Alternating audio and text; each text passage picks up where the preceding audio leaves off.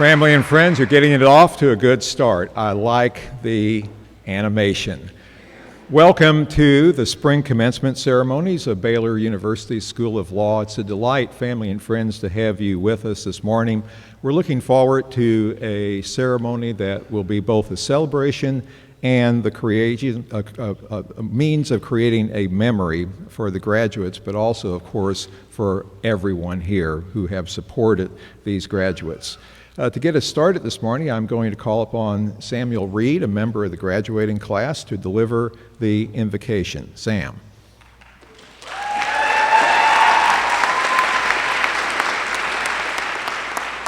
Thank you, Professor. If you would bow your heads with me, please. Lord, thank you so much for the blessings that you've given us. Thank you for this incredible group of people that I've had the privilege of going to law school with these last 3 years. Thank you that we have had the privilege to receive this education from such excellent professors and can now become attorneys. I pray that you would continue to guide us and push us towards you, that we would always remember that we have been called to be servants in our communities.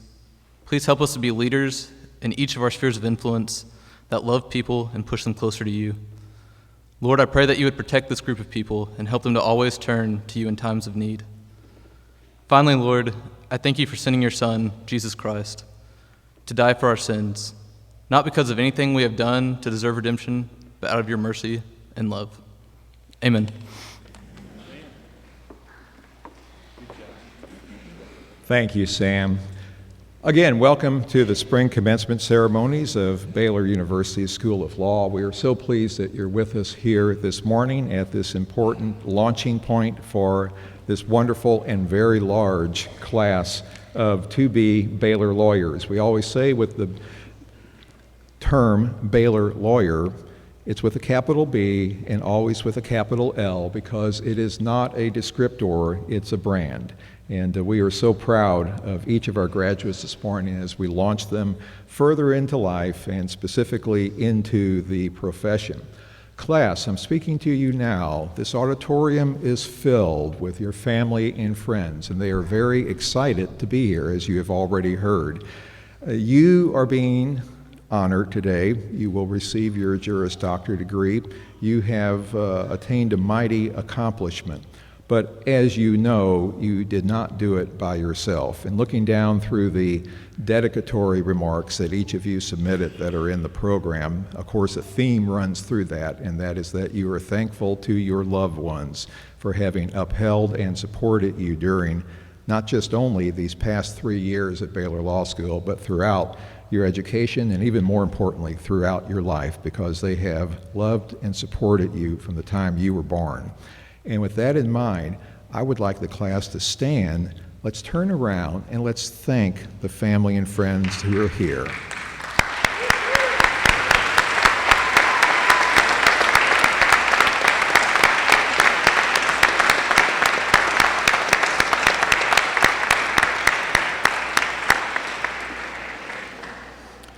Parents, spouses, children, grandparents, aunts, uncles, siblings, partners, you all are being honored today as well, because you have made this accomplishment possible. Sam, thank you for your invocation, very felt. The invocation, listen to Sam's words. Sam is talking about the gift that has been given, a privilege that you now have to serve. That's a powerful theme in Baylor Law School. We are here as a helping profession, as a serving profession. At orientation, I share with the students the concept of we are here for a vertical and a horizontal purpose, to serve God and to serve His kingdom. And as we launch each of these Baylor graduates into the profession and further into life, I am convicted that they will, in fact, do so. They have already made us proud, and they will continue to make us proud in the decades ahead by the persons that they are that enable them to be the lawyers that are called Baylor lawyers. Oftentimes, we do not take note that there is a synergy between the legal profession and our armed forces. At Baylor, we take note of that. We have a well-developed pro bono and public service program with multiple clinics. In 2015, Baylor Law School received the ABA's highest award for pro bono services, the Pro Bono Publico Award. That award has been given by the ABA for 31 years. Prior to 2015, only 2 schools had ever received it. And in 2015, Baylor became the 3rd. I mentioned our clinics, and I mentioned specifically we have a veterans clinic. It is the largest of our clinics. We have veterans in the class, active members of the military in the class. What is the relationship between the legal profession and the armed forces? The legal profession acts as the steward of the rule of law and our justice system. But take note, the rule of law and our justice system would not be possible, could not survive, but for the protection we have across the nation and indeed across the globe that is provided 24/7, 365 to each of us and that we so often take for granted. All of you present here who are in the military, active, reserve, retired, I would like you now to rise to receive our appreciation.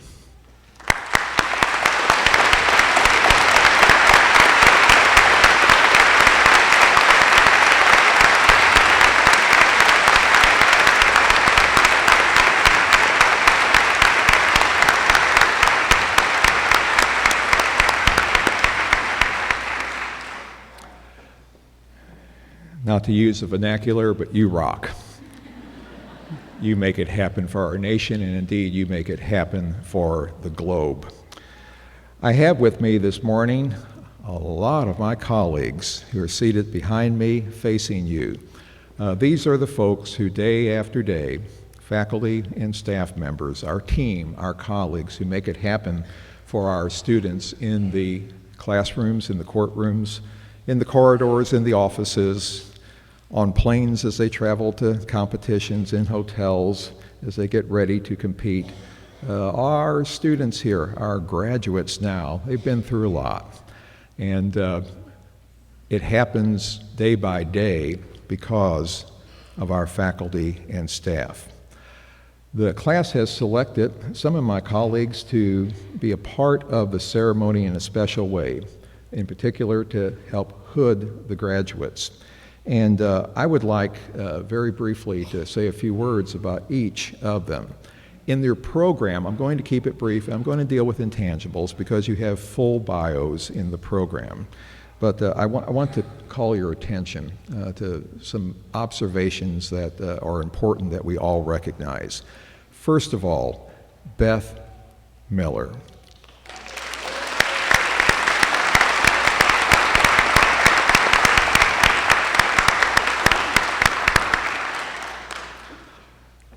You may know, this past spring, on a Sunday morning, as the final round was about to unfold in a competition that we sponsor called The Closer, a transactional law competition, Professor Miller suffered a heart attack.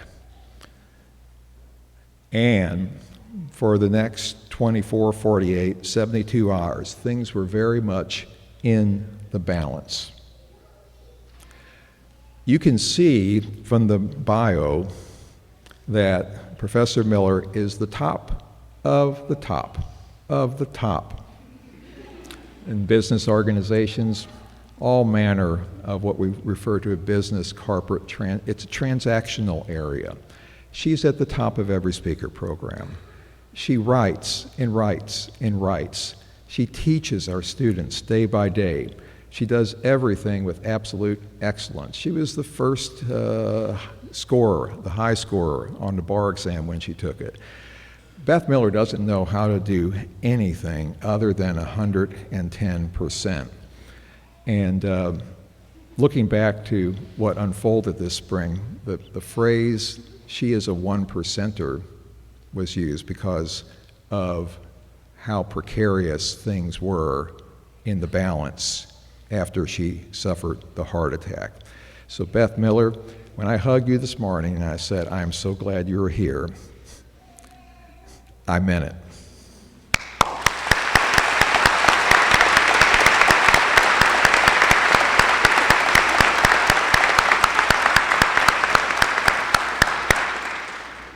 Professor Liz Fraley. Professor Fraley came with us a couple years ago as an accomplished trial lawyer out of Dallas. We got her because she's really, really good.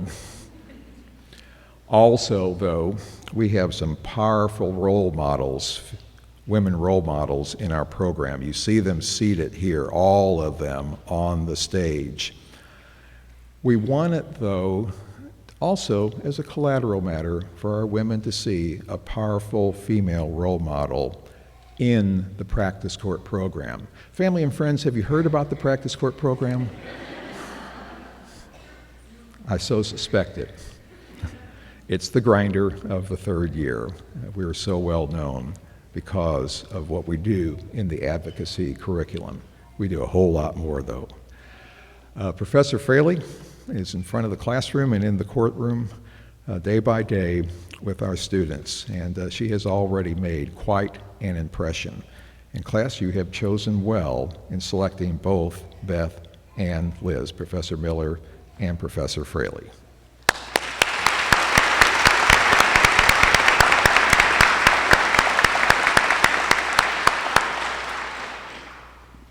Now, one more. The godfather, David Gwynn, our senior faculty member, now in his 51st year on the law school faculty. I don't know what he's doing behind me.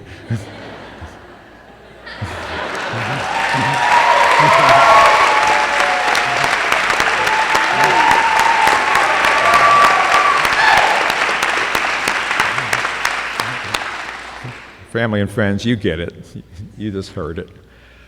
And then also, so important, as I mentioned a moment ago, our faculty does it day by day in the classrooms, courtrooms, wherever they encounter our students. And I want all of our faculty and our staff colleagues to now stand to receive our recognition. Most are back here. There are a few that are at the back of the auditorium as well.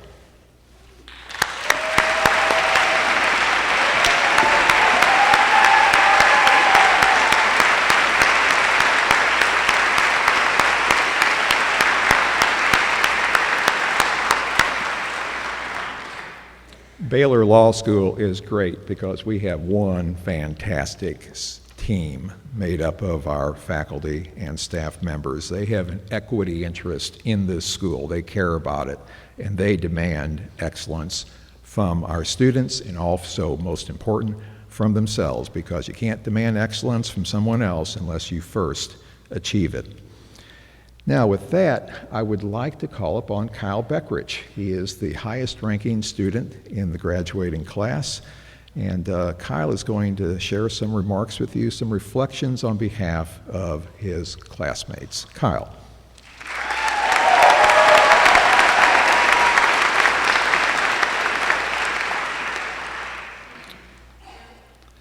When I first found out that I was going to have the honor of speaking here today, I spent a lot of time trying to figure out how I'd begin. I wanted to start off strong with something that captured our entire law school experience these last 3 years. So I decided that I'd start with a quote from one of my personal heroes and one of my inspirations for coming to law school. So with that in mind, in the immortal words of Elle Woods, what, like it's hard?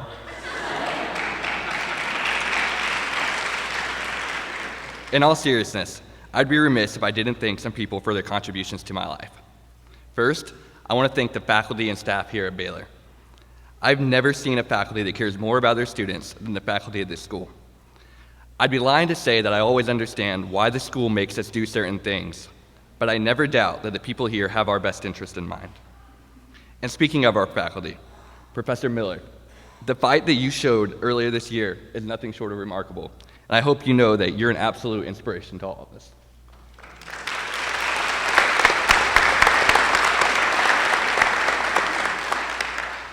Second, my classmates. You guys are the most talented group of people I've ever been associated with. I couldn't begin to try to thank everybody individually, but there are a few people I have to recognize. First, my PC partner, Christian Coward.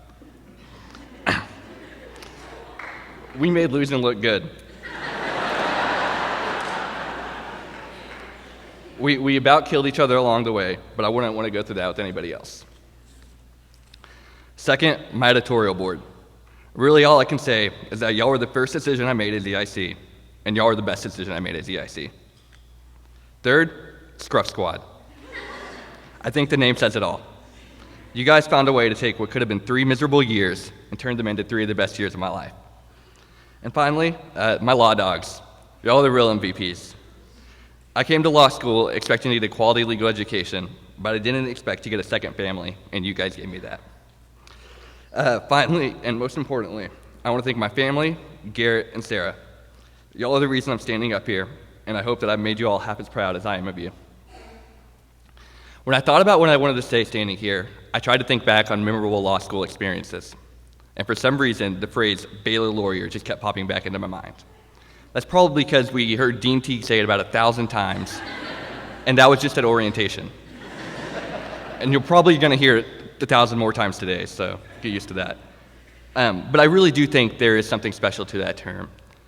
We've heard 1,000,000 times how special it is to be a Baylor lawyer. We made it through this curriculum, and we made it through practice court.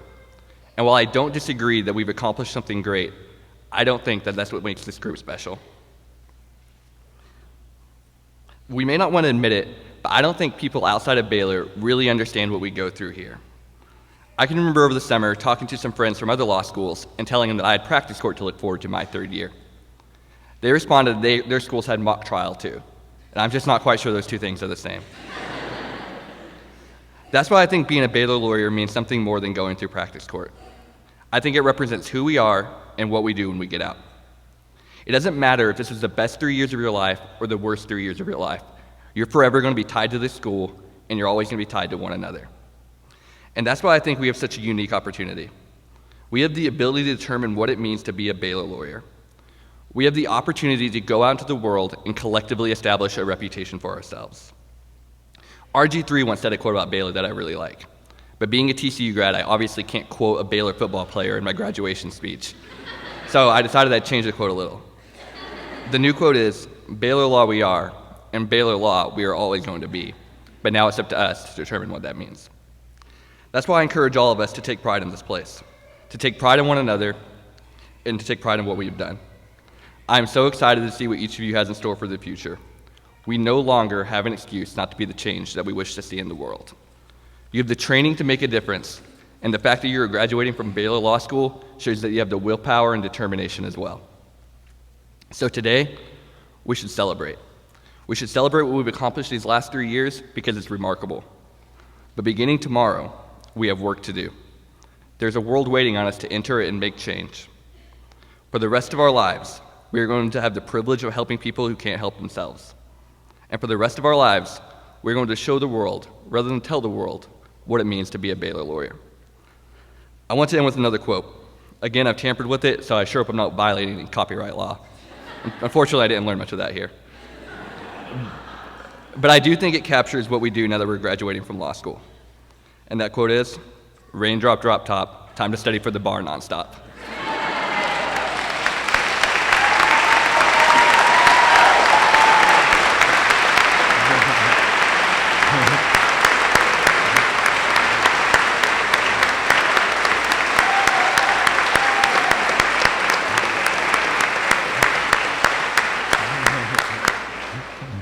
Kyle, I think they liked it. We have a special friend of the law school, Judge Ed Kincaid, who is our commencement speaker. Judge Kincaid has a life and a career that is filled with accomplishment, but the accomplishment, you can see from the bio materials, is all aimed at helping others and serving others. Judge Kincaid has been with us for many, many years.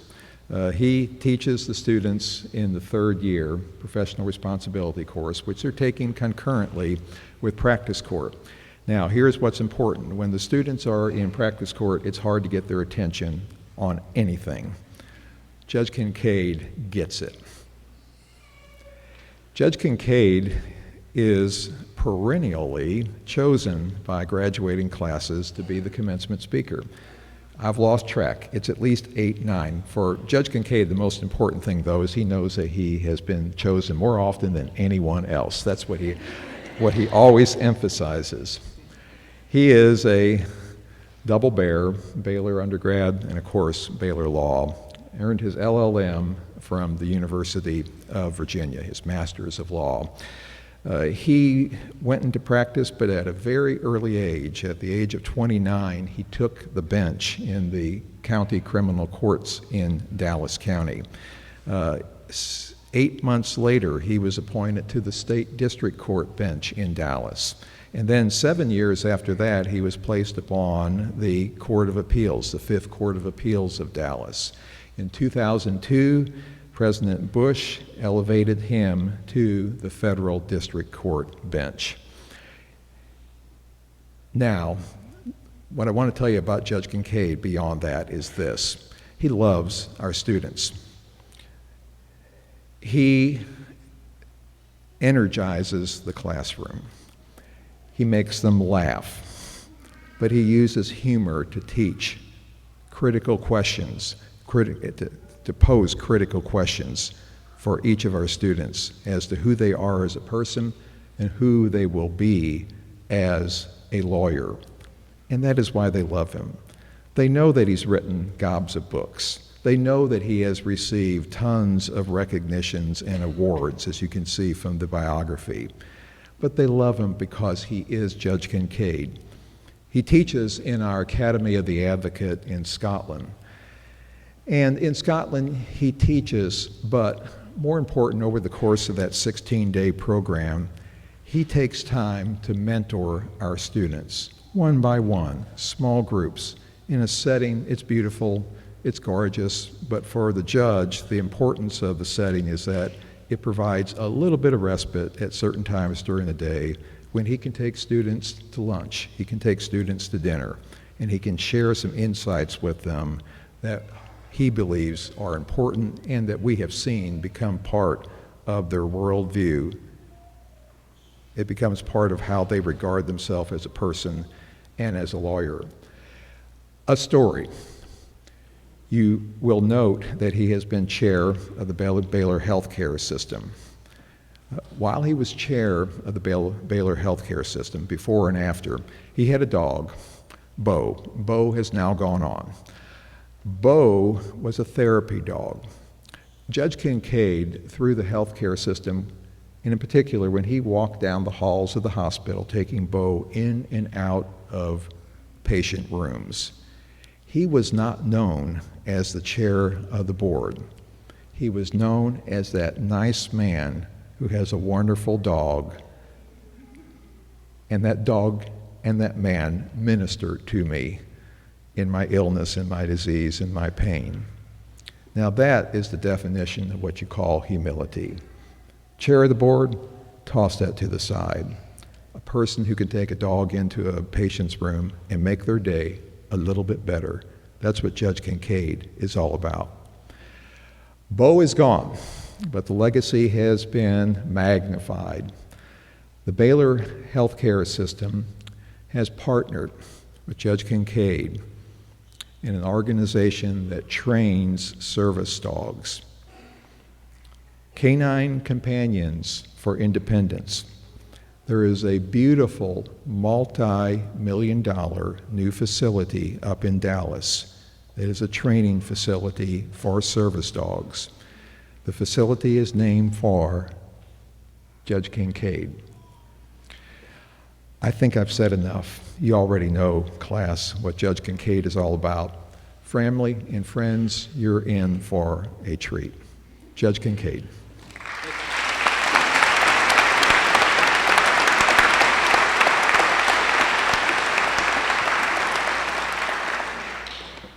You know what he left out is that I was the batting coach for Prince Fielder when he was 7. And he was a little more interested in pizza back then than he was, and he was a big boy, and I remember we had to really look hard to find a uniform for him. But he was a precious little boy, on my son's team. I want to thank all of y'all for what you did here. I mean, I can't walk in the halls of the elementary and the junior highs and the high school when you went with these kids to watch them play volleyball, watch them be cheerleaders, watch them play soccer, watch them debate, all the various things that they do. Maybe build robots that attack one another. Who knows? But you were, and they wouldn't be here without you, and don't forget that. I love the story.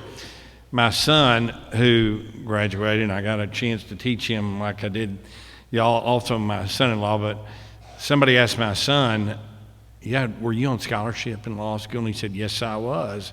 Well, what scholarship was that? And he said, it was the Ed Kincaid and Melissa Kincaid Write the Check scholarship. So that's what a lot or most of y'all have done, and so at least today you can think about buying that car and some of the other things that you've put off. Well, I wanted to begin a little bit today by a story of two Baylor lawyers, Penoyer and Neff. Well, I mean, do y'all think this isn't true? Come on now, don't be laughing. They were two pilots. And they are flying into Canada. They're identical twins. They both are in the service, one in the Army, one in the Air Force, and the planes go down. Jerry Powell example. They do not find either one of them for a number of years, and finally one of them reappears and is on the show Survivor. Kind of appropriate since he survived the plane crash. And there's a dispute over his contract with the producers, and both of them had LLCs that they managed their affairs through.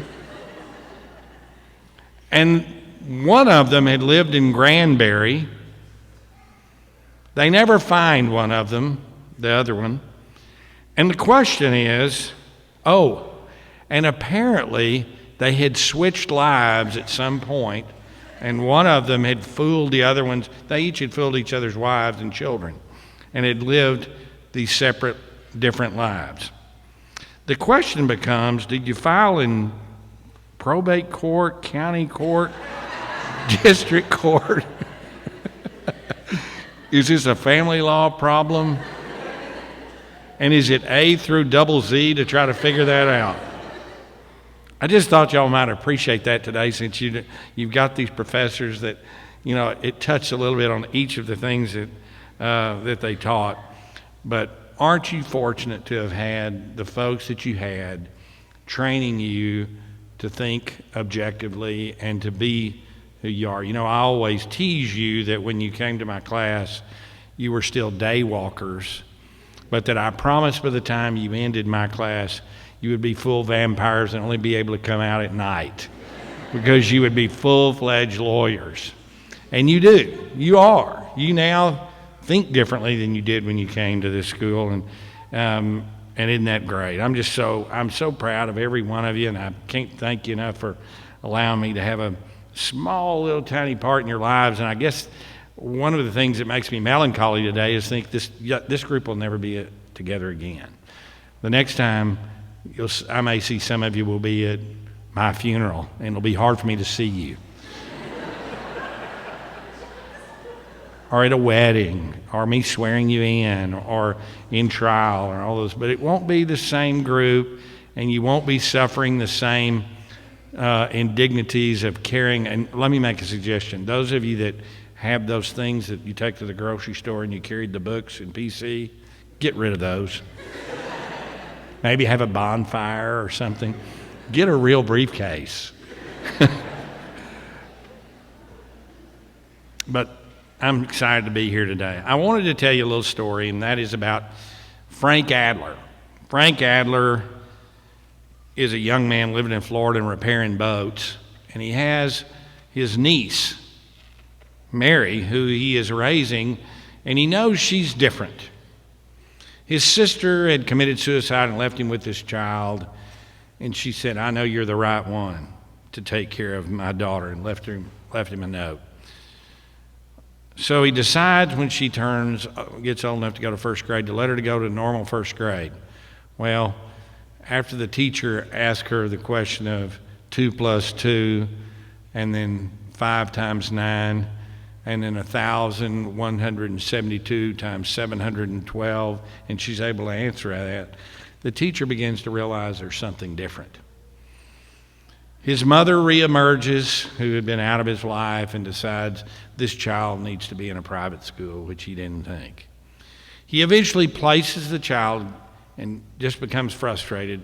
He does have a relationship with her first grade teacher, which develops, and they become really close, but he decides this is too much. I'm not the right person. I'm not prepared to raise this child, to rear this child. It's got to be somebody else. So he puts the child in a foster home, where she will then go to a very special school for gifted, like her mother had been, and decides, I'm not prepared. So today, why I'm telling you that, we'll leave that. We'll come back to that story a little bit later. That's from the current movie out called Gifted. And if you haven't seen it, I know y'all haven't had time to go to the movie. There are movies still. I didn't know if y'all knew that. I would advise you to go see it. It was really a great film. And at the end of the movie, well, as I said, I'll leave that off. Question is, are you prepared? Are you? For what's coming? Do you remember in class when I had you pretend to, are you ready to interview a client who's murdered the dean? Remember when I murdered the dean? I figured you'd remember that. Sorry, Dean. I kill you every quarter. It's amazing. They don't seem to care. I love you, but it is amazing. All of them are still willing to represent me in the case where you're the dead guy. So are you? Are you ready to go? Or is this it? Is this where you are and where you go? And for whatever where you're going to take this law degree? I want to just try one more time to encourage you to think about a few things. Number one, clients think about success differently than lawyers. Clients think about success differently than their lawyers. 70% of all major corporations believe that they're unhappy with their clients, with their lawyers. 70%. It's hard to believe. You ask lawyers the same question, how are we doing, that represent major corporations? 80% of them say, I'm doing a great job. So it's an amazing disconnect. So that's what I want you to think about first is, as we're considering, are we prepared, is what do our clients want versus what we're willing to give them. Do you answer the phone? Are you able, can people get in touch with you? As I was coming back from breakfast this morning, my wife pointed out, there's Pokios over there, and I didn't remember what Pokios, the ice cream and the cookie on either side. She said, you can find that truck at any time by going on, is it Twitter or is it Instagram? Instagram. My goodness. We can find an ice cream 24 hours a day, and I dare say that you will be able to be located that easily. Interesting. Very interesting how we are. We want people to pay us a lot of money, but we kind of want to do it on our terms. I don't really want to do it on your terms.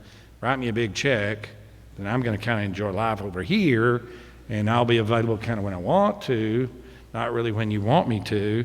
And it's just kind of interesting phenomenon. Here's something else to think about. Do you know, if you're representing a client, the area that the client, his or her industry or whatever they're doing, if it's a divorce or it's family law, are you familiar with the area that they want you to be involved in. I used to represent, when I was a puppy, which is what you are, puppies, a company that manufactured and leased cranes. I didn't know the difference between a conventional and a hydraulic crane. I didn't. And so I went out with a mechanic one day, and he said, I've got to teach you, young man.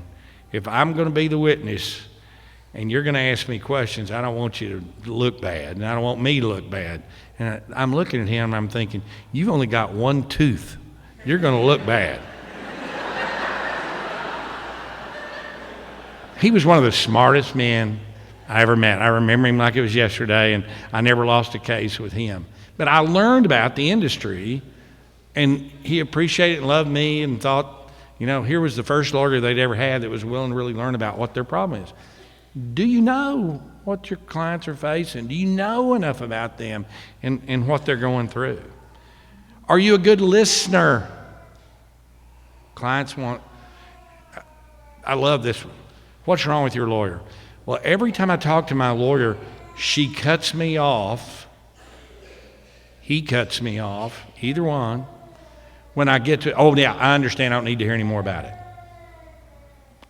I'm telling y'all, here we want you to be objective, but I'm telling you to be a good listener. I do that. I do that with my wife, and she gets on me about that. Quit cutting me off. I have a little more to tell. I know, but I don't need to hear that part. She said, it doesn't matter what you want to hear, you're going to hear it. Clients want a good listener. I told you about the client that I had that leaned over when I was gazing off into what I was going to have for lunch, and she put her hands on my face and said, I got a bigger desk after this, by the way, and said, if you're not going to listen to me, I'm going to hire somebody else. I heard you were a really good lawyer, you're from a good family, but if you don't care enough to listen to my problem, I want somebody that will, that's empathetic, that cares, that gives a rip about me, that I can relate to and be friends with. So here's the comparison.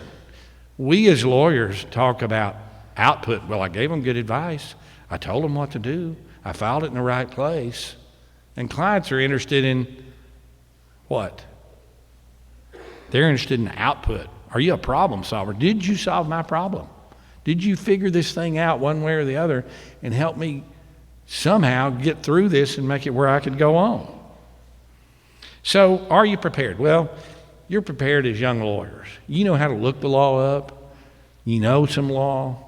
You're better prepared than 9% of lawyers from other law schools because you're ready to walk into a courtroom if you need to. So you are. You are prepared in that. Well, do you know everything you need to know? No. But I want to caution you. When I graduated, I told you this, from law school, I weighed 155. You may notice I weigh a little more than that now. Do not follow my example. Stay in good shape, stay healthy, and don't, when you get to be my age, still be thin and not wearing the expandable breeches. Don't do that. I'm just cautioning you. Same with regard to your mental health. When you see yourself getting in trouble, I dealt with a lawyer this week. I talked to him every day who's going through severe depression, and he let it go too far. Don't do that. Go get some help. Mind and spirit. When I say that, do you give a hoot? Or are you just in this to make money? Heck, if you're going to go do that, go be head of a hedge fund. Nobody expects those people to care about anybody. Go work on Wall Street. Go watch that movie with, The Wolf of Wall Street and do that. Yeah, I'm pretty critical of those guys. I haven't seen many awards for ethics and morals coming out of that group. And I don't think you will. Not that everybody that buys and sells stock is evil. I don't mean that. Then get good habits. Have good habits. Be reasonably organized or get somebody to help you do that. And be prepared for what's coming. What are your clients going to be looking for? So we talked about what clients want. We talked about, are you prepared? I guess my third point is, are you willing to even do it? Are you too busy? Well, I'm sorry, I'm too busy. I went down and judged a moot court competition at another law school in Houston. Actually, I think it was mock trial. And I know Jerry's going to go, you never do that for me. And I didn't have my watch broke. I have this old, I wear a cheap Timex watch that lights up when you hit this little deal. And when they go out, you just throw them away and get another one. Well, mine went out while I was there. And I was at this hotel and I said, it's Saturday night. I got to have a watch for tomorrow. Somebody at the hotel went out and bought me a watch. Now, granted, it was a watch. I mean, I don't know where they found a 24-hour CVS open or whatever, but I mean, think about that. Are we willing to go that kind of an extra mile and provide that kind of service? That's what our clients are going to demand. Lawyers, in their mind, are fungible items. They expect you to already know all these things that you don't know. They assume that's what they're paying for. But would you go out in the middle? I don't mean you need to go buy your client a watch today, but would you go that extra mile? Are you here's a thought. We provide sometimes what are drill bits, and our clients are looking for us to, they don't care about what drill bit you're using. They want to know, did you get the hole drilled? That's what they want to know. They don't really care about these processes that we're going through. They want to know, did you get me to the resolution of what I needed? Have a growth mindset. That is, it doesn't matter if you went to Harvard or you grew up in a very disadvantaged neighborhood. The key to success is, do I want to get better? Do I want to be successful? Do I want it? Now, granted, I'm not going to be Michael Jordan. I wanted to be SUNY Ibuki and play on the varsity. I didn't have any talent. I had all the want to in the world, but I didn't have any talent. And that's why I went to law school when I did, a little earlier than I had planned, because the coach on Baylor's team said, it sounds to me like it's time for you to go to law school, Ed. We're kind of done with you on the team. Yes, sir. Yes, sir. I did, and it's been great. So I don't mean that you're getting into an area where you just don't have any skills, but are you willing to take reasonable risks and to grow and to try to do some things that will help you grow and help your clients grow? So I didn't want to take, all your parents are out there ready for take the pictures. They don't care what I have to say. I don't blame them. This is a great day for them. But let's get back to our story of Frank and little Mary Adler. Was he prepared? Well, at the end he goes, I'm going to ruin the movie for those of you, sorry. He goes back, gets the child back, and I won't go through all of it. It's really a unique ending. But he does take the child back, and at the end of the movie, you see her going to college classes in her little brownie outfit, and then after she goes to that class, she comes back to her regular first grade class, and she's doing that, that little thing that little girls do that I can't do, and she's doing that, and I thought, it's perfect. And there he is. Was he prepared? He was. He was. He underestimated himself. Don't underestimate yourselves. And, the little girl in the movie, the reason she's gifted. I'm flipping this on its head. You're the ones that are gifted today. You're the ones that are gifted with opportunity to do all kinds of things for people. And you are prepared. And we're prepared for the unknown next client. The unknown next client. You'll be sitting there. Is anybody ever going to come in that door? Yes, they will. They will. And you need to be prepared. Are you concerned about them before they even get there? Will you go that extra mile? Will you keep a good attitude? Despite all the bad stuff going on in your life, can you have a good attitude with your clients? We won't let our own problems interfere. We'll take our tasks seriously, but not take ourselves too seriously. So, y'all are all problem solvers. Every one of you are problem solvers. I remember having each of you, and so I know you are. You wouldn't be here. You would not have pushed and pushed and pushed to get where you are today if you aren't. Well, please come see me. I'm honored you let me be here today. And yahoo! Here we go. Thank y'all.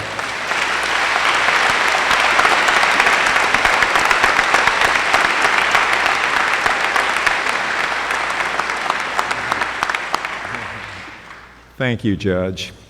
Class, wonderful insights from a man who is the embodiment of life, wisdom, and service. Thank you.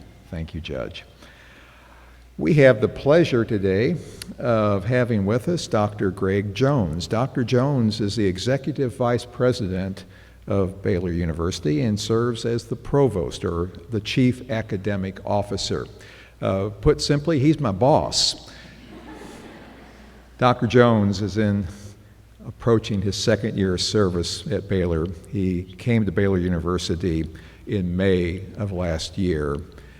In that year, he has made a mighty impact upon the university and upon our program. He came already with many accolades. He earned his MDiv and his PhD from Duke. He served as the 11th Dean of Duke Divinity School for 13 years, from 1997 to 2010. Dr. Jones's scholarship, and you will note he's written 16 books, including one just published last year on Christian social innovation. Dr. Jones's scholarly work has focused upon the themes of leadership and ethics, globalism, and the place of Christians and the Christian faith within our society and our culture.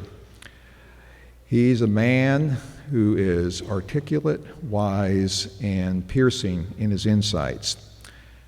I thank you, Dr. Jones, for your support and cheerleading of the law school, and I thank you for your leadership. You have come to Baylor University at a time of transition. You arrived at a time of very significant transition, and Dr. Jones handled many plates spinning in the air at once in a terrain with which he was not entirely familiar, handled them like an absolute pro, both from the professional and from the personal side. He's an extraordinary gentleman, and we are blessed to have him as our Executive Vice President and our Provost in class. You're blessed to have him here today for the conferral of your degrees. But before we go to degree conferral, Dr. Jones has some thoughts he would like to briefly share with the class and the families and friends. Dr. Jones.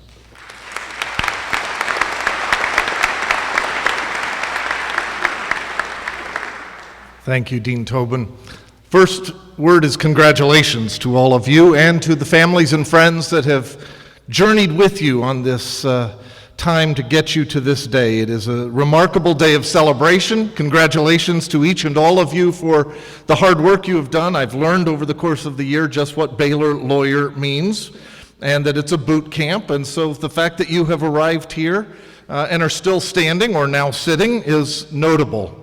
Congratulations to all of you, and to the families and friends and fellow travelers, congratulations to you as well. I know that it's been many phone calls and Skypes and prayers and encouragement to get all of us here to this day. As great as this day is, though, it's not really the most important marker of your education. I want to take you on a side journey to another school that also focuses on a kind of boot camp in Maryland. It's a high school and it's a football team. A reporter from the Washington Post named Jeffrey Marks went to that school because he'd heard about this peculiar football team that had a kind of boot camp and discipline, but it wasn't your conventional high school football team. It was coached by a guy named Joe Ehrmann, who was an all-pro defensive lineman for the Baltimore Colts. He'd also become a bivocational pastor in inner city Baltimore while coaching this football team. But what was peculiar was the way they practiced and the kind of disciplines that they developed. It was a boot camp. Jeffrey Marks went out to see the practices, and he was astonished when he got there and he found that the coaches would gather all the players around them, and he said, "What's our job as coaches?" And the players would recite in unison, "To love us." And then they would say, "And what's your job as players?" And they would say, "To love each other." Marks was kind of scratching his head. This didn't sound like football practice. Now, this wasn't the Bad News Bears who were trying to develop a sense of community and love to cover over the fact that they were a terrible football team. This is one of the most highly rated football programs along the East Coast, regularly sending players off to Division I football. But there was an ethic, a way of being, a kind of community that would mark them as a football team. Jeffrey Marks heard as one of the mothers came up to Coach Ehrman toward the end of their training camp, and she said, "Coach, how do you think the boys are going to do?" And he looked at her and he said, "Well, we probably won't know for 10 years. The mom was wanting to know what the coach thought their win-loss record would be that year. But the coach recognized that he was in a much larger business of forming people for leadership and life, helping to shape and mold their character. So that the real test of whether he'd been a successful coach was not the wins and losses of the upcoming year. It was rather the preparation for a lifetime of service and leadership. The real test of the education that we're celebrating your accomplishment today is going to be what kind of lawyer, what kind of person you will be in your service and leadership over the next 10 years and beyond. Whether it's with Judge Kincaid, who I think has just finished his 10-year anniversary from Baylor Law School. It's prematurely gray hair. Or whether it's those who have gone and served for 30, 40, 50 plus years. The real test of the kind of formation that you have received here at Baylor, the test of whether the work of the faculty and staff and the dedication of Dean Tobin, Associate Dean Teague, and all those who have surrounded you and your peers is the kind of people you will become. We have great confidence that you will bring dignity and renown back to Baylor University by the kind of leadership and service you provide. And so we celebrate you and celebrate with you this day. Congratulations.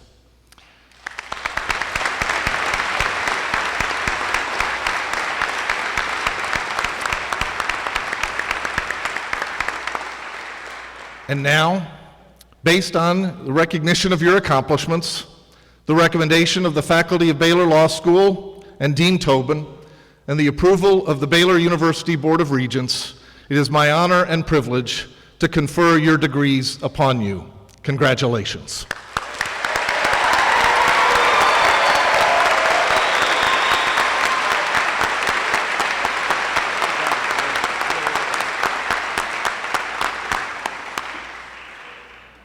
As Dr. Jones has indicated, we'll now proceed to the award of the diplomas and the hooding of each of our graduates.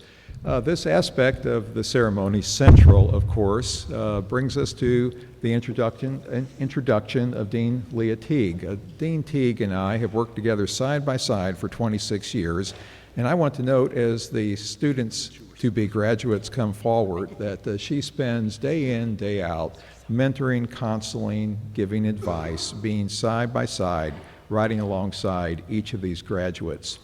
Also, we will, of course, be hooding the graduates. That will be done by Professor Miller and Professor Fraley. However, we have 6 graduates in the class who have parents, a parent or parents, who are Baylor lawyers, and we have a tradition that our Baylor lawyer parents come forward to assist in the hooding of their son or daughter. One last thing then too, you need to know this. We have another long tradition at Baylor Law School commencements. When the name of your graduate is called, we invite you to make as much noise as humanly possible. Now, keep in mind, we're listening, and we measure the depth of your love for your graduate by the decibels that you can produce. Let us go forward. Hayden James Adair.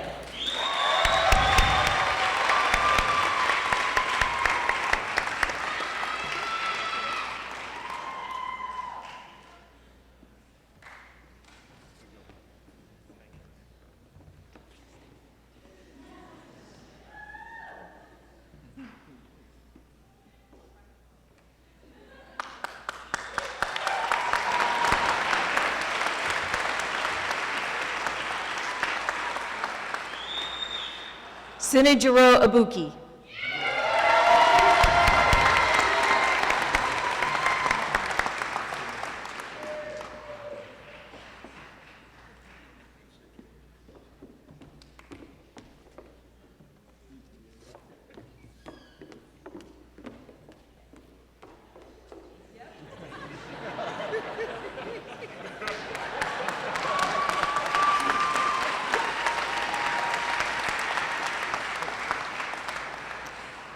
Abigail Carr Aldridge, summa cum laude.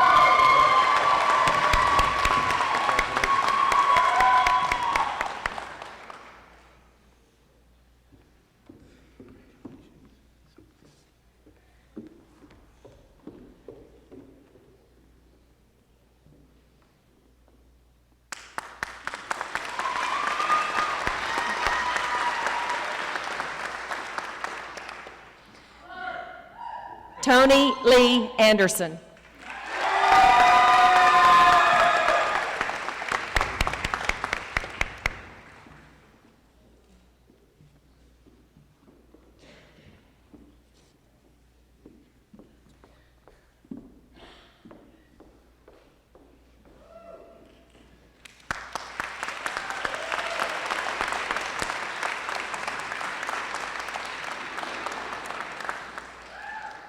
Raha Asadi.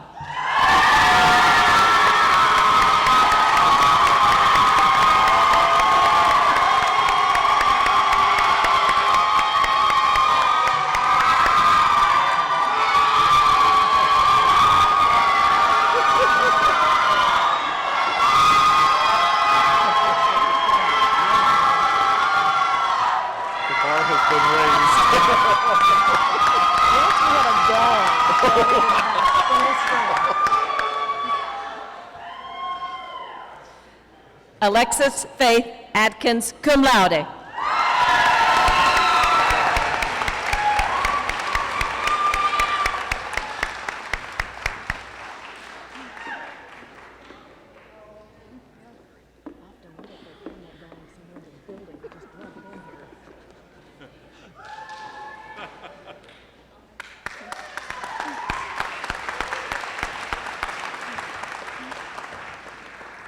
Lauren Rachel Becker.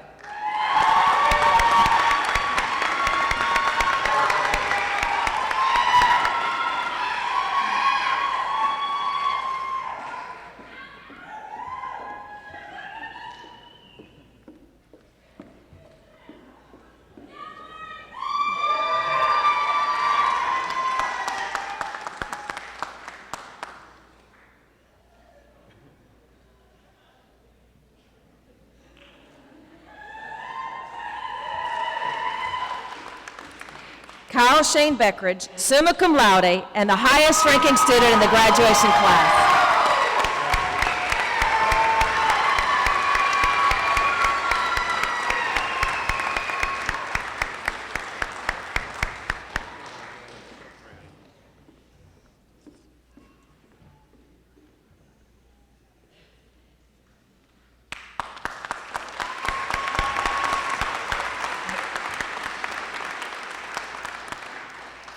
Alexandra Nicole Bishop.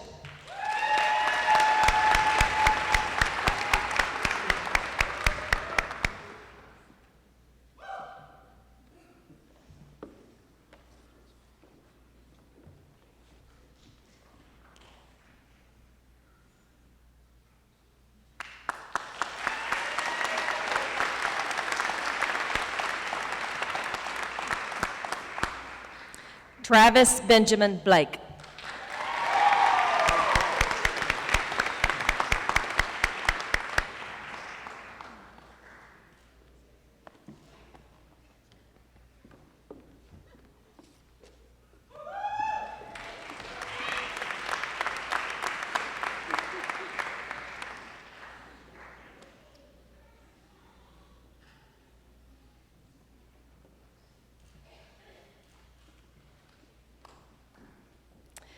Shannon Marie Blankenbecker.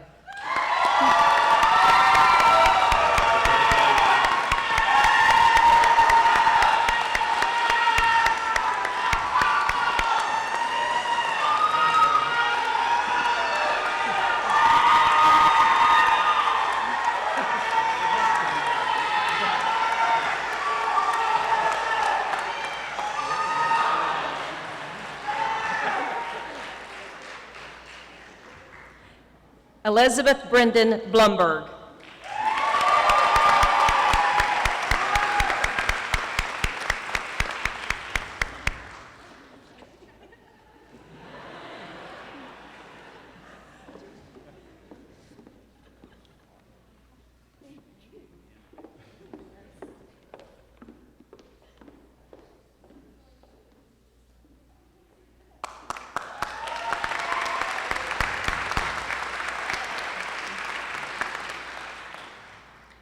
Alexander Nima Bosserman.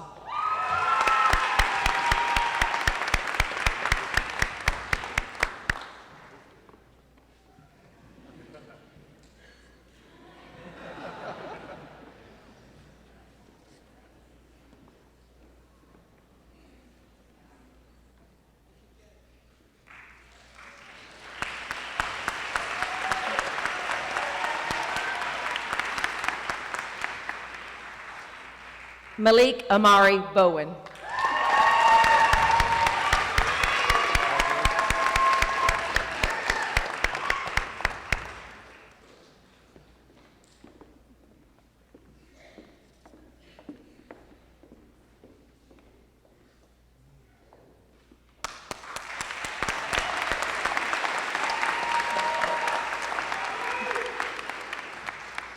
Elizabeth Ziegler Brab, magna cum laude.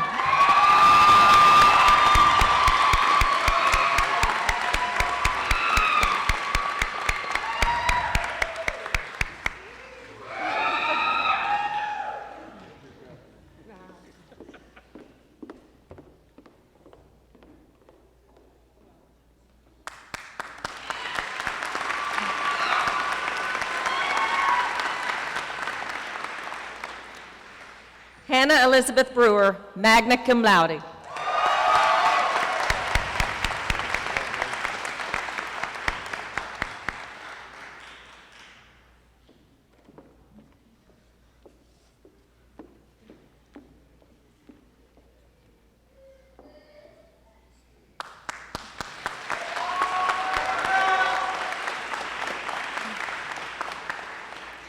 Catherine Grace Bruchard.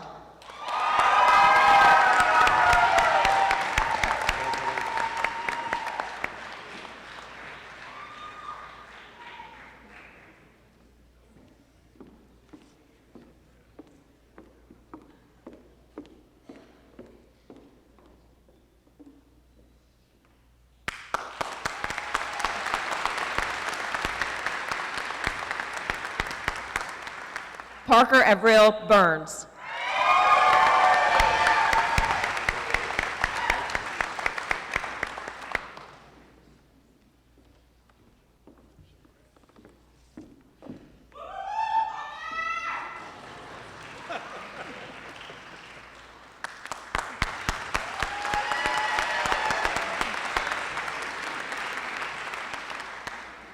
Javier Cabanillas.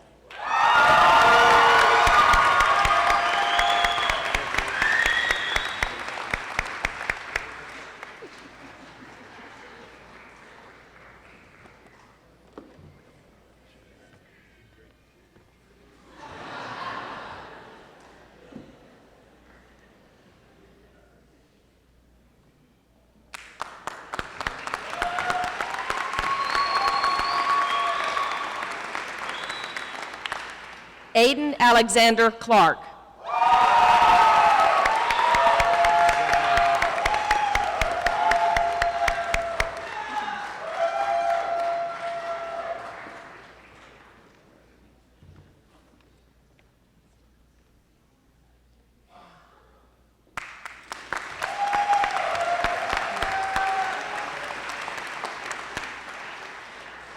Christian Joseph Cowart.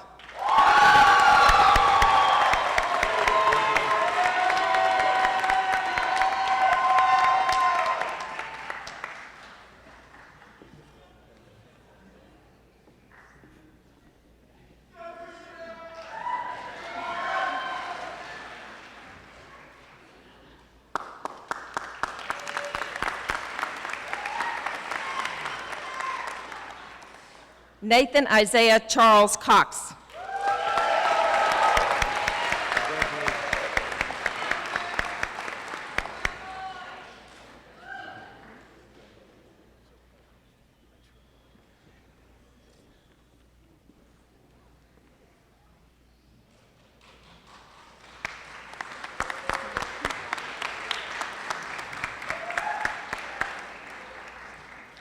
Amanda Lynn Crawford Steger, cum laude.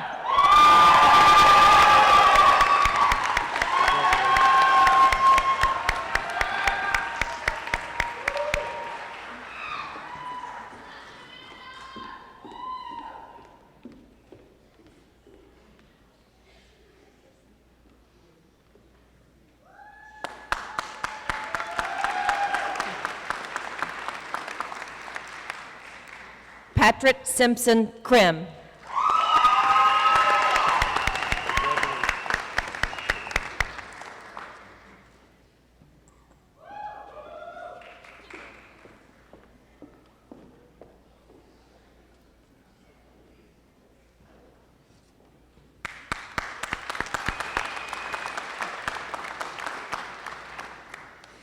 Kelly Nicole Depew, cum laude.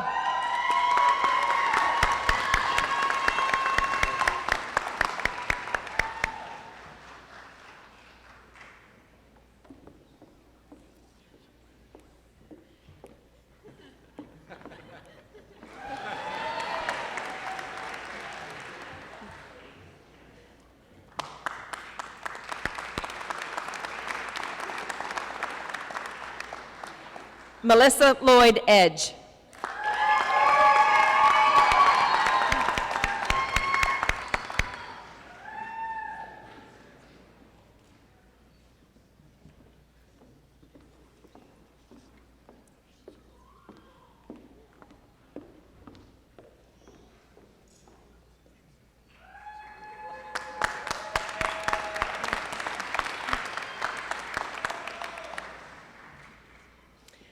Luis Rafael Espinoza.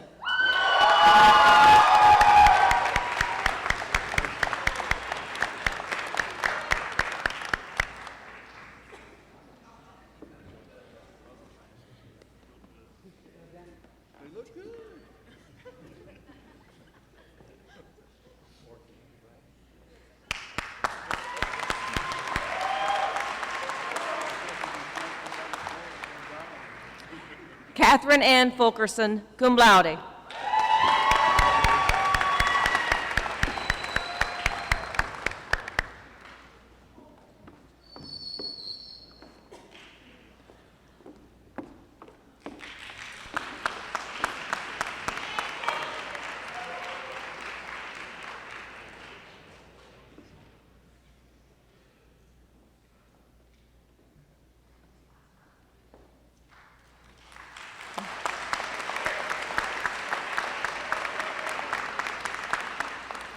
Benjamin Johnson Gibbs.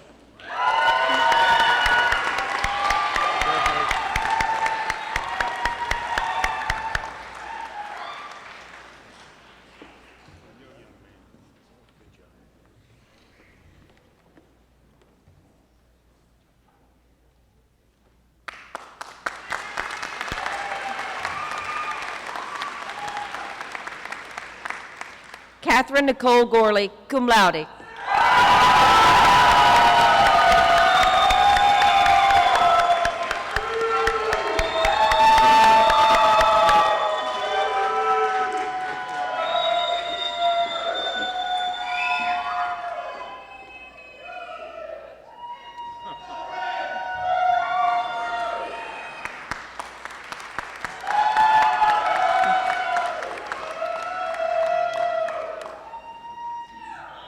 Austin Barrett Green, magna cum laude.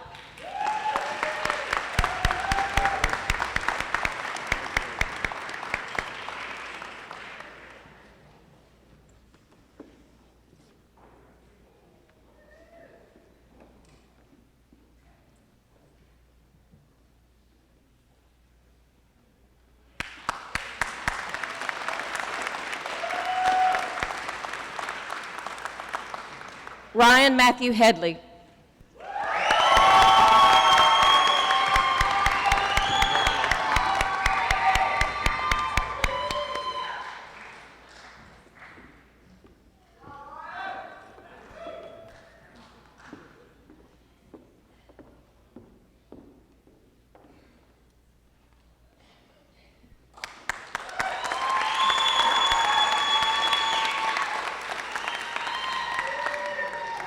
Amanda Christine Howard.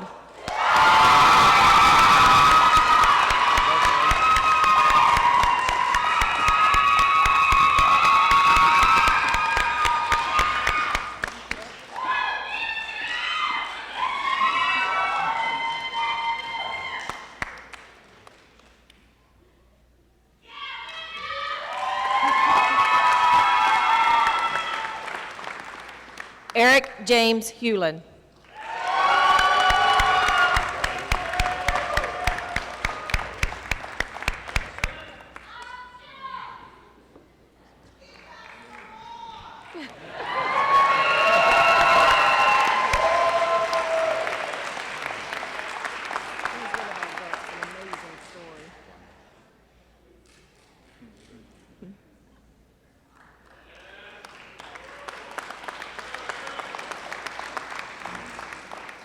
Julie Marie James.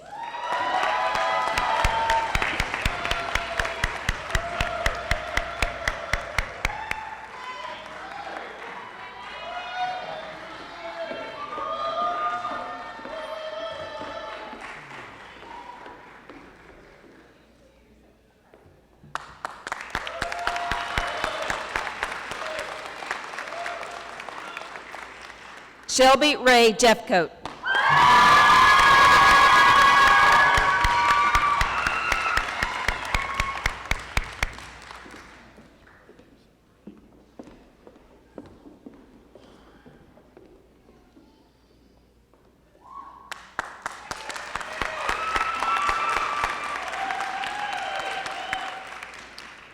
Ryan Marshall Johnson, magna cum laude.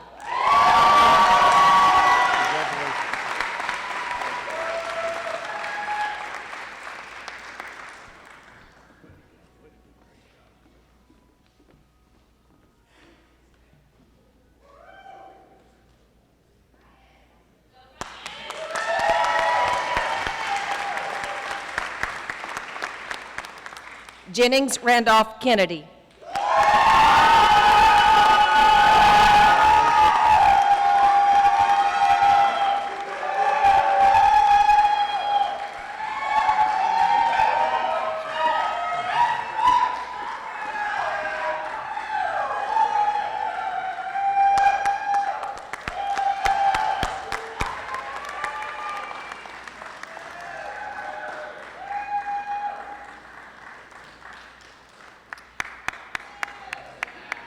Asil Kim, cum laude.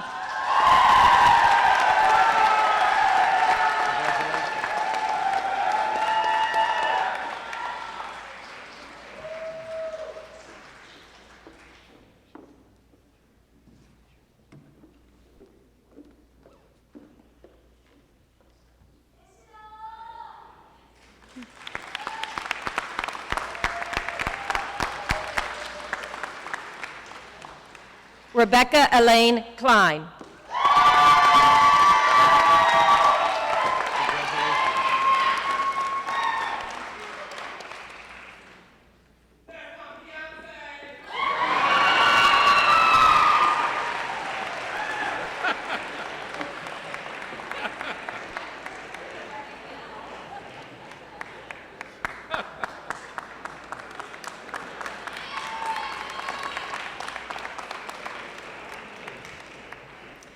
Nicholas Xavier Knowles.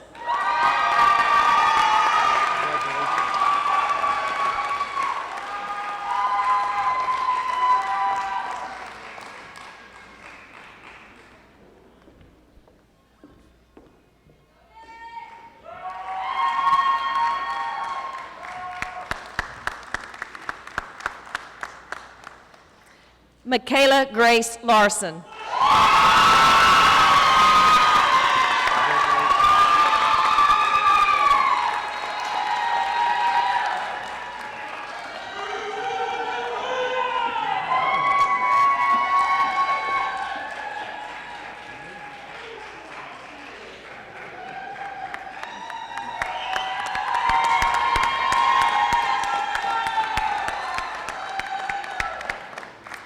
Caitlin Jenna Montgomery Lindsay.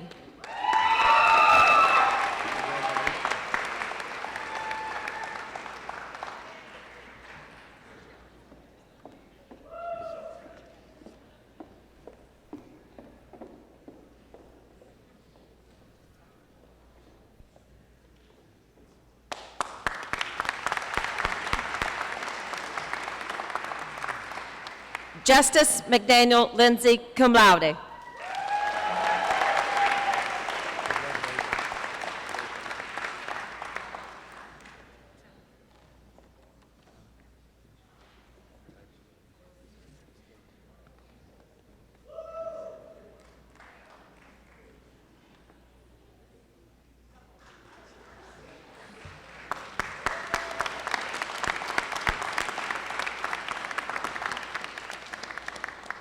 Brianna Elise Lachlan.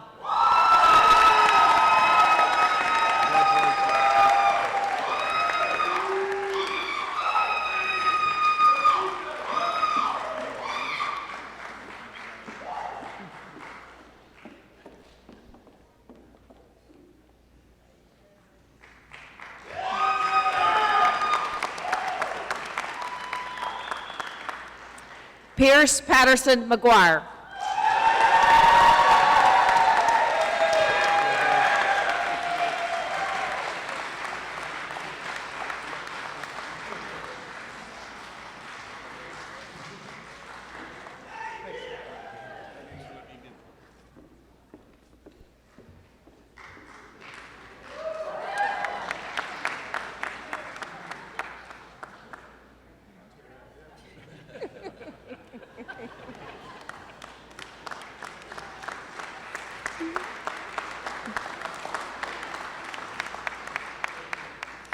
Penelope Jo Maley.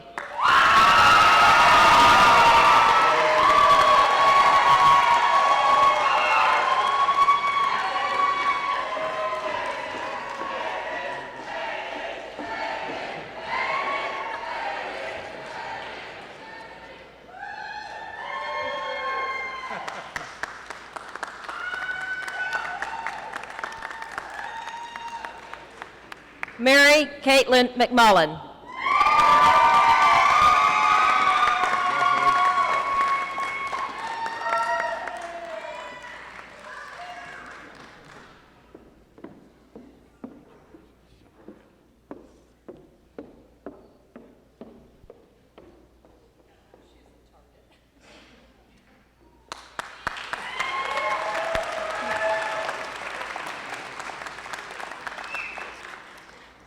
Our next student is one of our joint degree students. In addition to his Juris Doctorate today, he will also be receiving his Master's of Business Administration. Mark James McMullen, magna cum laude.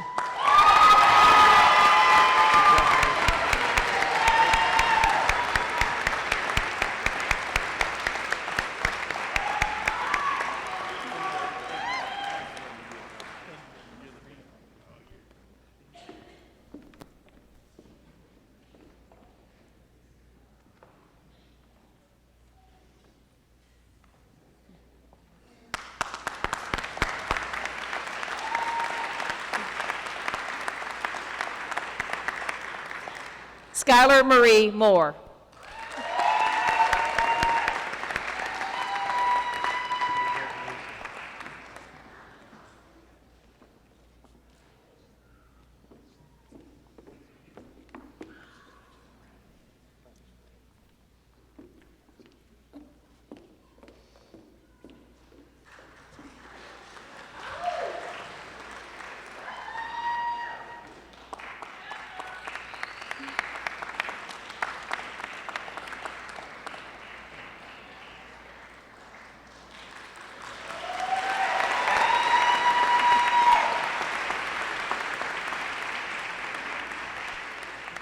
Amber Marie Morrison.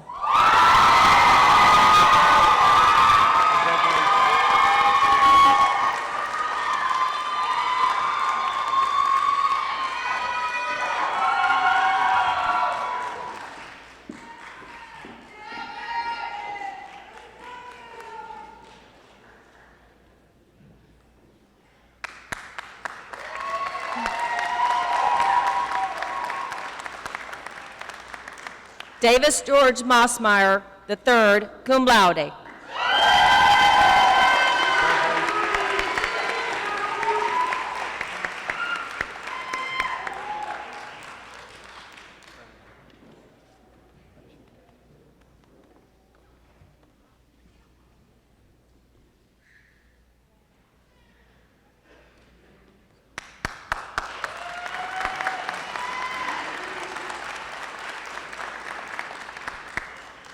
James Andrew Muela.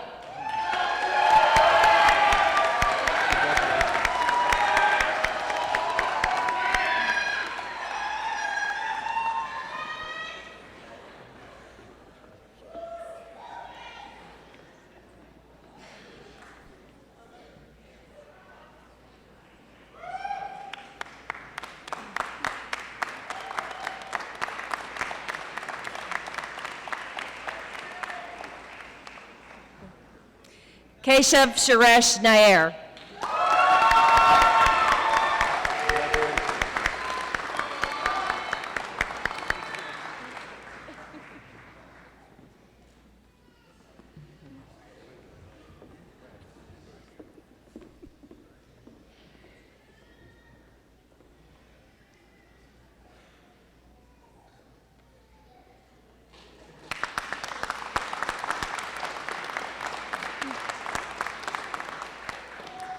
Susanna Aurora Naranjo Pardon.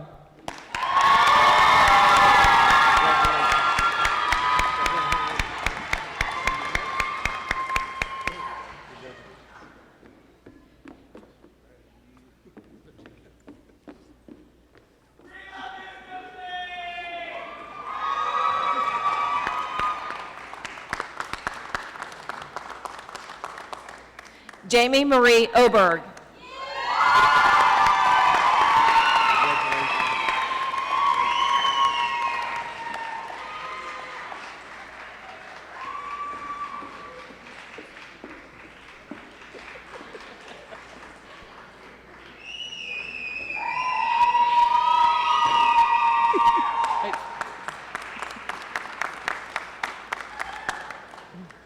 Nathaniel Chimaniriam Opara.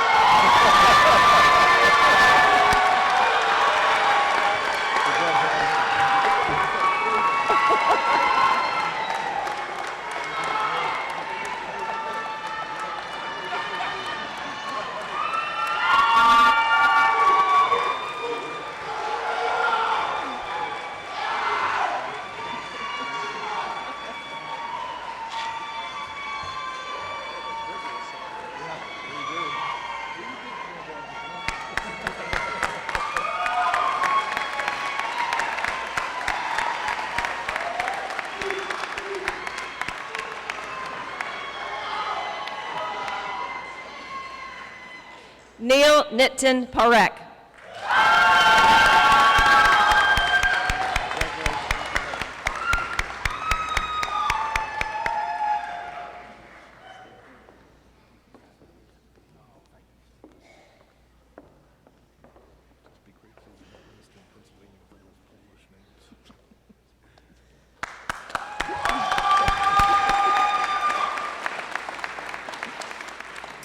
Lena Renee Croft.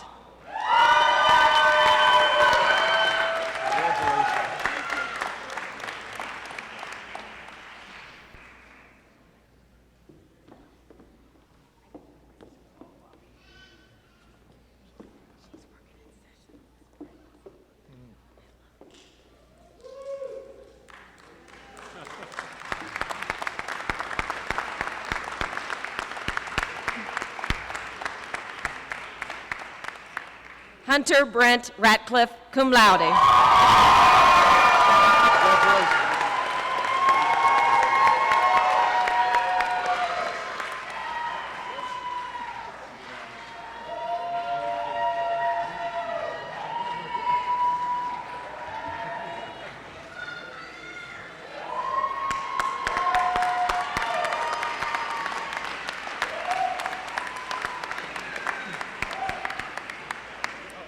Samuel Isaac Reed.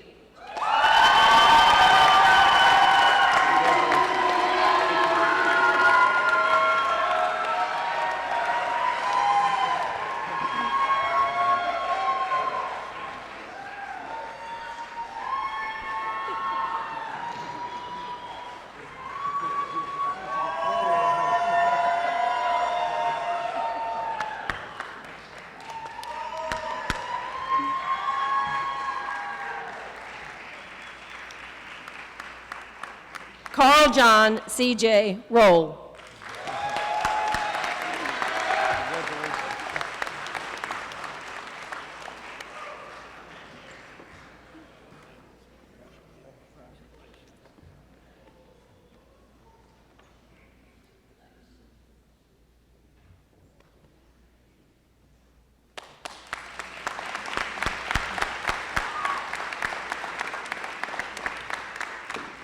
Branson Keith Rogers, cum laude.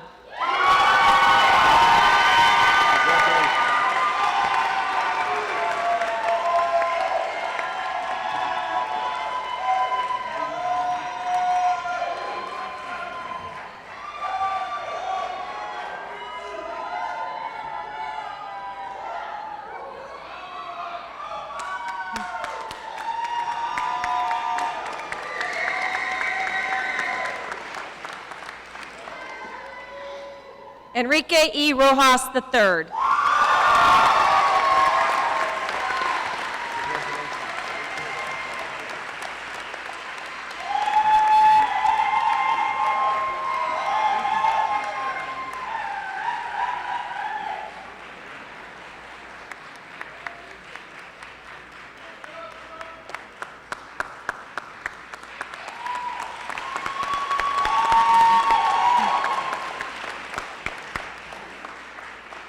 Alfonso Aveda Salazar, Jr.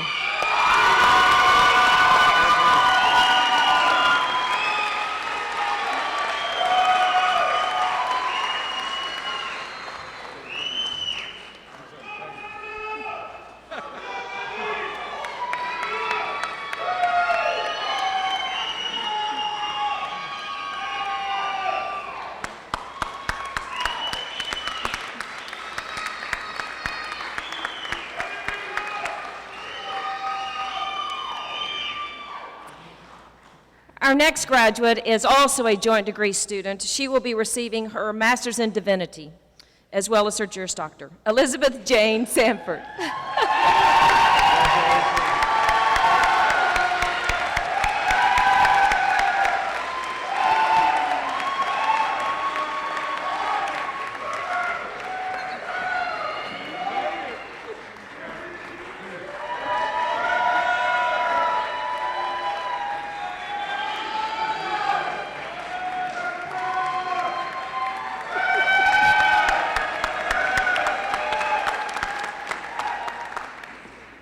Sarah Elizabeth Sauceda.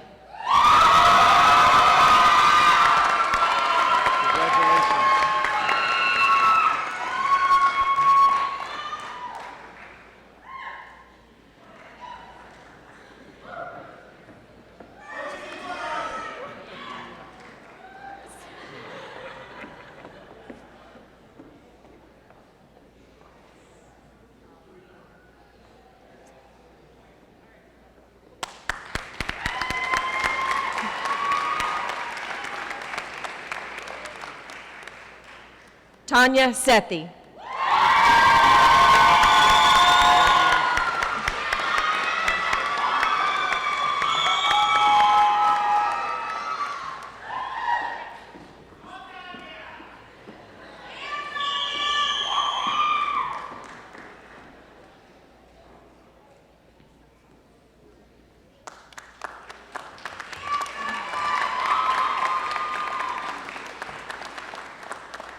Diana Jihe Shim.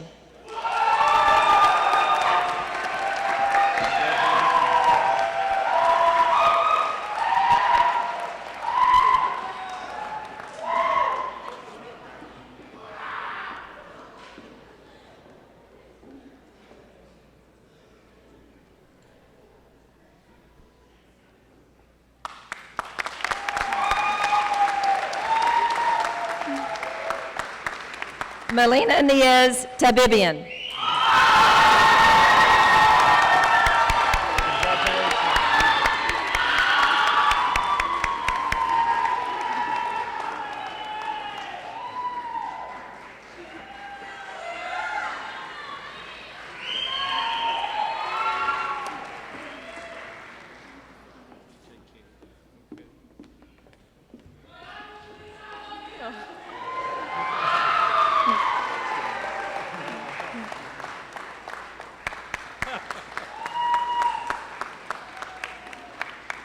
Michael Scott Tucker.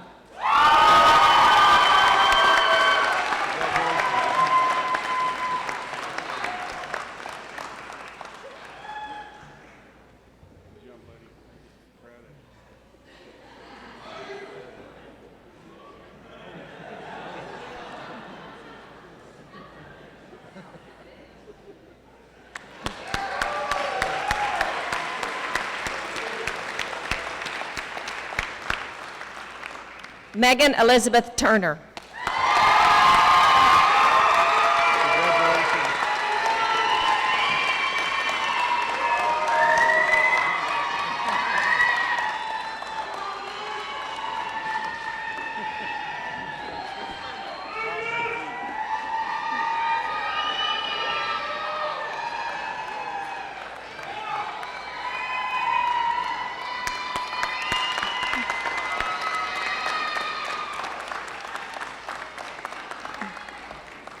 Christian Alec Villanueva.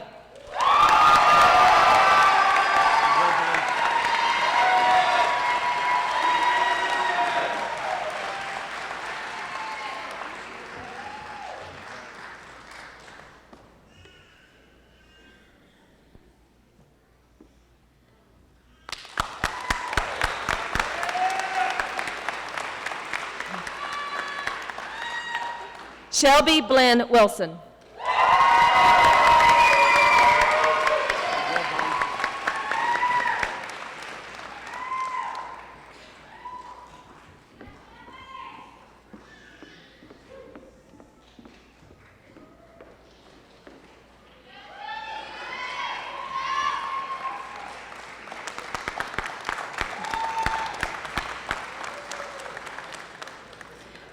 Ty William Wilson, magna cum laude.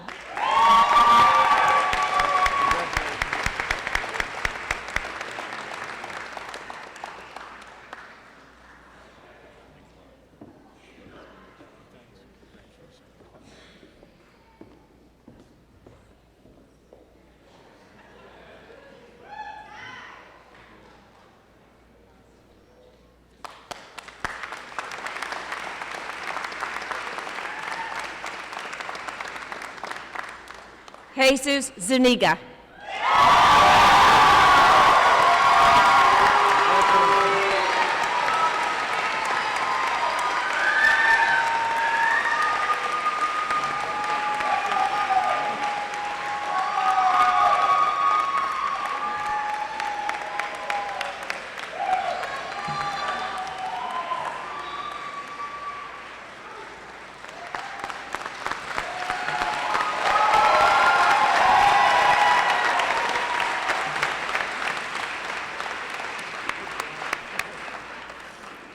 Hey, everybody, let's get up and applause.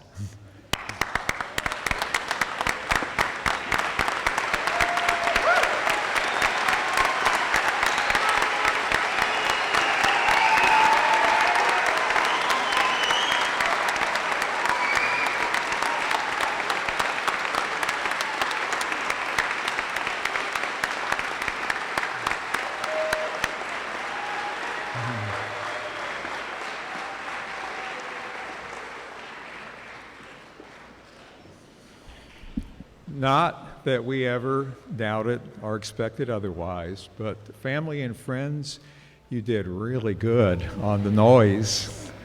Lots of decibels to show your love for an extraordinary group of men and women who will go out now as Baylor lawyers. They'll go out to serve, they go out in faith, they go out with the certain assurance that they can make an impact in the lives of others. And that is, after all, as we have noted, the purpose for our lives, to glorify God and to serve His kingdom. I want to thank Judge Kincaid for his insightful remarks and his friendship to all of these students. And I want to thank Dr. Jones for his leadership at the university and for taking time on a Saturday morning to come and join us as we celebrate and launch our graduates forward. I thank Dean Teague, our registrar, Jerry Cunningham, and Meredith Meyer, as well as our student workers, Emily and Becca, and Angela Cruz-Turner and Tori Ford on our professional staff for making all this possible this morning. They handle all the logistics.